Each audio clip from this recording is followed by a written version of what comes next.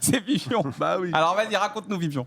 Ouais, bon, ça peut paraître le tapin, mais bon, il y a quand même une grosse pression liée à son prix. Et un joueur, il y en a beaucoup qui restent sur le passage au PSG, mais c'est quelqu'un à Reims qui était très intéressant. À Francfort, certains vont dire sa Bundesliga, mais il y a des choses dans le jeu en termes de numéro 9 qui me plaisent énormément chez Ekitike. Et je pense que c'est la saison où il va intégrer l'équipe de France et va montrer que Liverpool, c'était un bon choix pour lui d'aller là dès maintenant. J'ai très très peur pour Séville qui a perdu Loïc Badé. À part Luke Bacchio, je vois pas beaucoup de qualité à cette équipe. Et même si, bon, il y a toujours des promus, tu sais pas trop ce que ça peut donner. Séville ira un jour ou l'autre, je pense, en deuxième division, ça peut leur faire du bien. Et là, quand je vois la tronche de l'équipe, je pense que ça peut y aller pour une équipe qui travaille très très bien au-delà de l'Europa League. Ça avait vraiment embêté des fois les cadors de Liga. Franchement, c'est une chute, c'est une descente aux enfers. On a parlé des critiqués. Bah écoute, Baoya, franchement, il est sur un super début de saison. Et c'est pas que de la culture de l'instant, c'est un jeune joueur qui a énormément progressé à l'Eintracht. Et je pense que là, ça partira pour 55-60 et tout le monde va ressortir les stats parce que ils savent très très bien vendre. Et lui, pour le coup, il va connaître une très belle saison et qu'en plus, la Ligue des Champions comme belle exposition. La Roma, c'est toujours particulier comme équipe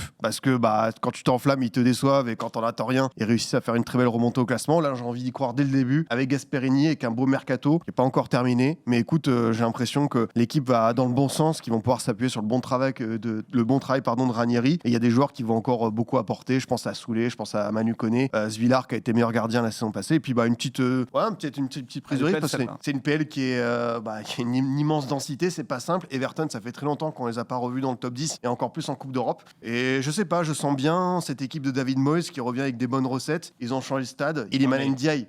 Et qui est très très fort. Je trouve que l'équipe, elle a fait un beau mercato. Au-delà de Grealish, je pense évidemment pour une équipe comme Everton, c'est une plus-value très intéressante. Il y a Tierno Barry, qui est un jeune attaquant français qui a connu une ascension fulgurante entre Bâle et Villarreal, et ça ne m'étonne pas qu'il arrive en PL.